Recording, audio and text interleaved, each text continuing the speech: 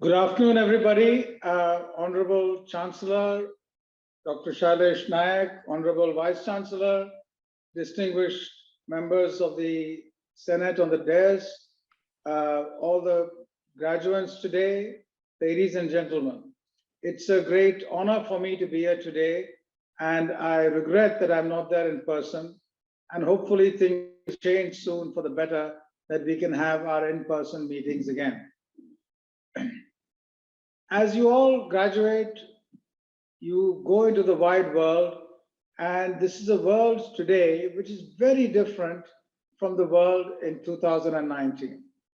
It's very easy for us to get caught in a feeling of being wrapped in the blanket of this pandemic with the way out not becoming apparent.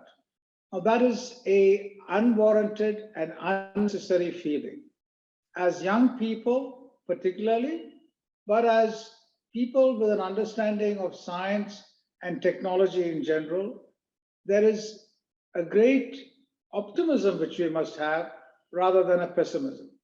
We have all the tools today, and we've got a lot more in the past 2 years in understanding the nature of the pandemic. And importantly, we have shown an extraordinary ability to link the most fundamental of science to the most important of applications with great speed. And this, therefore, allows us to be in a situation where we can tackle the future much better as we go ahead. With that, let me briefly outline where I think we are headed in terms of the planet and in terms of the responsibilities you have. The way the planet has grown under human influence in the past few hundred years is absolutely fascinating. Humans have taken on challenges imposed by nature through their ingenuity, and through that have got an extraordinary self-confidence, an overconfidence that they can tackle any problem which comes across. And therefore, when faced with big problems, they feel that our ingenuity will take us through.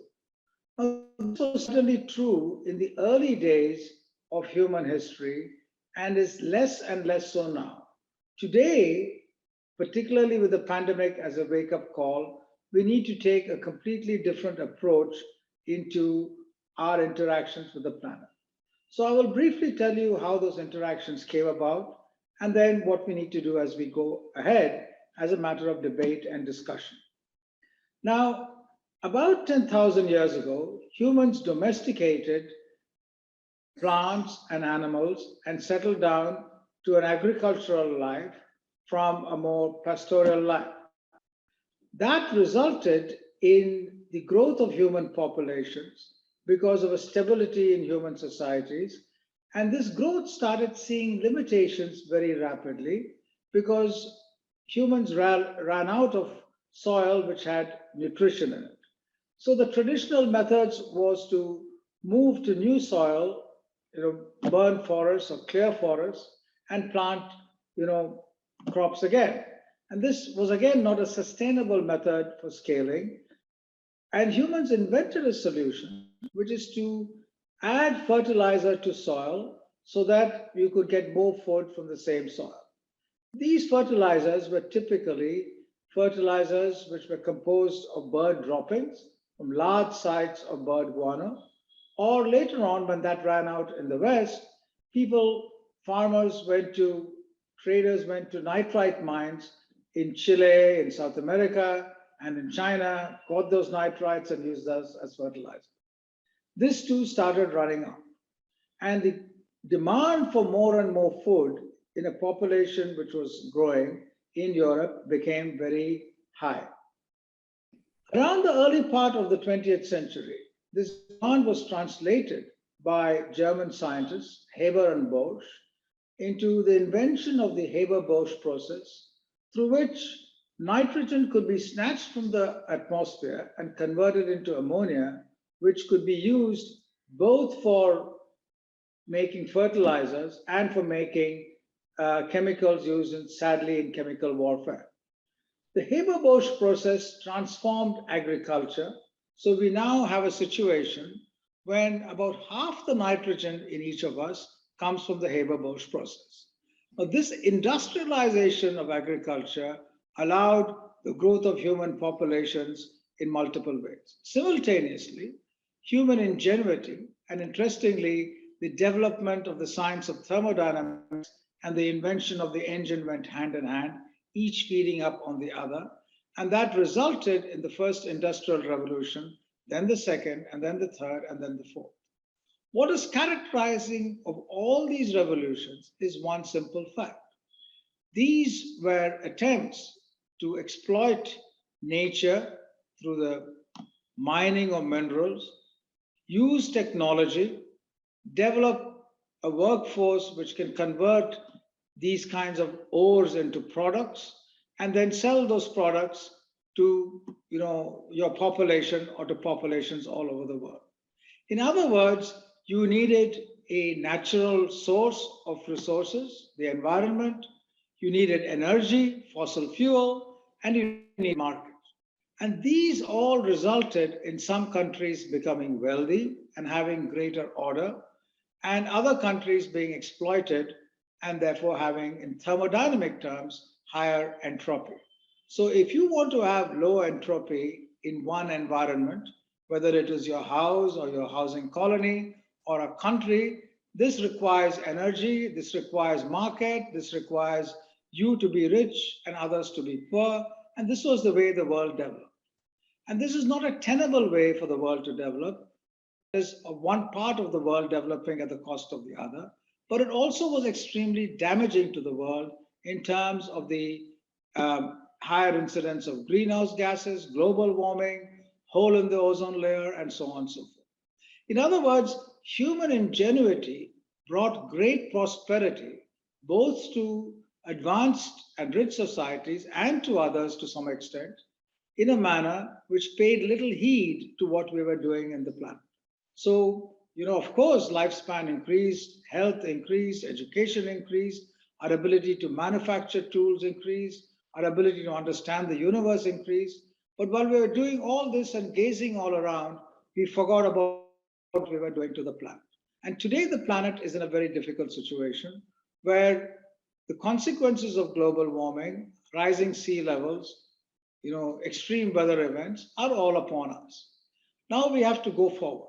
Here again, just as many people say that the extreme use of science and technology by driving economic growth was responsible for this, there is also a situation now where the appropriate use of science and technology can get us out of this. Science and technology today has invented many capabilities which allow a distributed functioning in a manner never before possible. Energy can be accessible in small places with modest transportation available. High quality manufacturing in distributed ways can be done with transportation of products which are small, but also transportation of designs over very long distances by computer and the internet. This allows high-tech development to take place in a distributed manner, thus moving back from the perils of unbridled big city growth. So these are the kinds of areas which we need to push for now. In addition, the challenges which we have now in terms of improved communication raise other kinds of problems different from the problems of economic development. I'll briefly address that before I end. The growth of computer science over the last hundreds of years, 100 or little more than 100 years, theoretically, many things which were considered feasible, the extraordinary capabilities of computers which were predicted by Alan Turing and John von Neumann are now reality in multiple ways. The power of artificial intelligence and machine learning allow high-speed computing, computers with large memory, and computers which use algorithms of machine learning and deep learning to make predictions about what will happen in extraordinary ways. Knowledge has always meant power, but in today's world, extreme knowledge concentrated in companies and governments means extreme power. And therefore, people at large often are told what is good for them, often correctly, in a manner which might disempower them as humans. For this not to happen, it's important that training in the tools of computer science, artificial intelligence, machine learning be widespread so that the understanding and use of these tools is as widespread as the use of printed material is today. And just as printed material early on was in the possession of only a few who wielded power and then was distributed to everyone, today it's important that access to digital tools and the development of digital tools be there with everyone. So, as those who are graduating, just two pieces of suggestion. One, we are today responsible for the future of the planet, not just for our own future. And therefore, whatever we do needs to look at the entire planet and what benefits. All too often, we have grown over the last few hundred years by having frugal, high quality innovation to serve us now, with next generations paying environmental costs. This is no longer tenable. We have to pay all the costs now and clean up the planet. And that's one of our big jobs.